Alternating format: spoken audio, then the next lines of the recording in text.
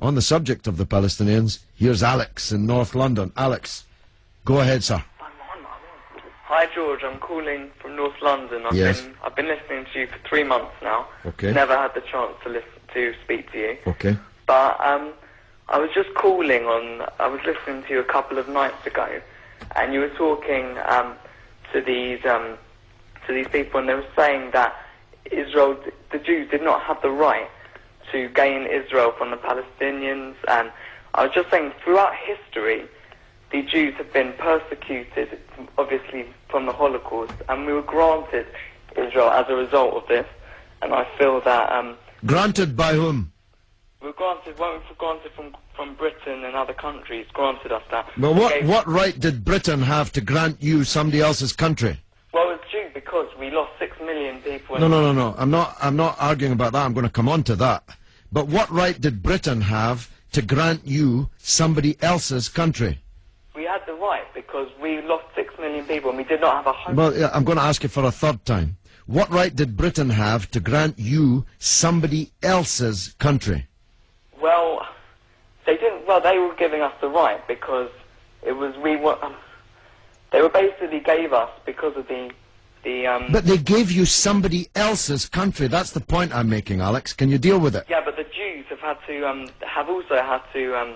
They've dealt with this throughout history. Well, Alex, I don't know if you came on with a script and you can't deviate from it. Can you please answer that point? And we'll come to the Holocaust and who was responsible for it and who should have paid and what they should have paid for it. But given that you've said Britain granted you, and you're presumably saying you because you're Jewish, somebody else's country, I'm asking you, what right did Britain have to grant you somebody else's country? Britain, you could say they didn't have a right, but they came in and dealt with us and with the Jews having lost all these lives, and they basically granted us this land. Okay. Well, I see I'm getting nowhere on this, Alex, so let me deal with your overarching point. Maybe you're just not equipped to deal with the principal point that I have made. The Jews have suffered racist anti-Semitism down the ages in many, many European countries, including our own. They were subject to regular discrimination at best, and pogrom and murder at most. That's undoubtedly true. The one place in the entire world that Jews were neither discriminated against nor subject to pogrom was the Muslim world. In fact, so much was that the case that when Christianity came back to power in Spain, in Andalusia, in the western extent of the Islamic Empire, when the Muslims left, the Jews left with them because they feared the Christian anti-Semitism which would be unleashed in the wake of the departure of the Islamic civilization in the West. That's why so many Jews are to be found even today, and were to be found in profusion before the creation of the State of Israel, in countries like Morocco and along the North African coast, because under the protection of the Muslims, the Jews left Europe and went to live in North Africa.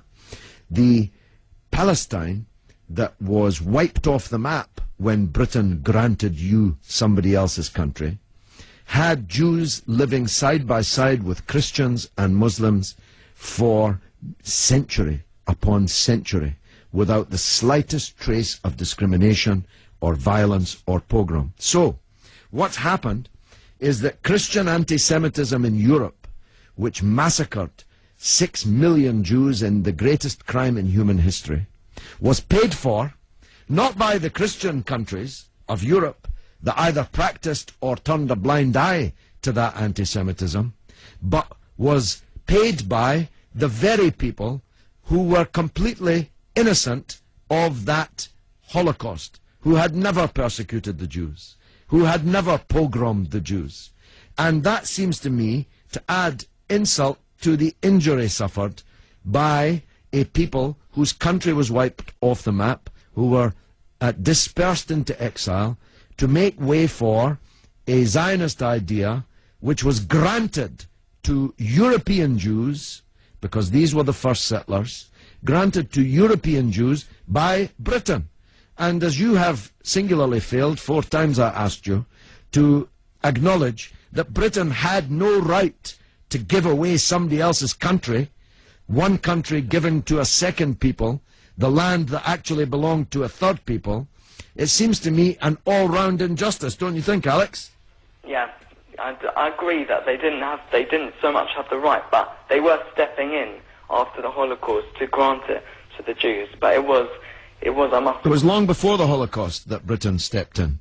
Britain stepped in 1917 with the Balfour Declaration made by the British Minister Balfour on our behalf to a group of atheistic Zionist Jews. I make the point about atheism because it's now claimed that this is some biblical land right, as if God was an estate agent. The men to whom Israel was promised were atheistic Jews. They were not only not speaking for all Jews, they represented at that time in 1917 a tiny proportion of the world's Jews. Most of the world's Jews supported communist or socialist parties and ideas at that time. The Zionists represented a tiny sliver of Jewish opinion at that time. Yet Balfour promised them the land which belonged to a third people, without consulting either the British or the world's Jews, and least of all, consulting the Palestinians. Okay, well, thanks very much for talking. Okay, Alex, thanks for listening, my friend.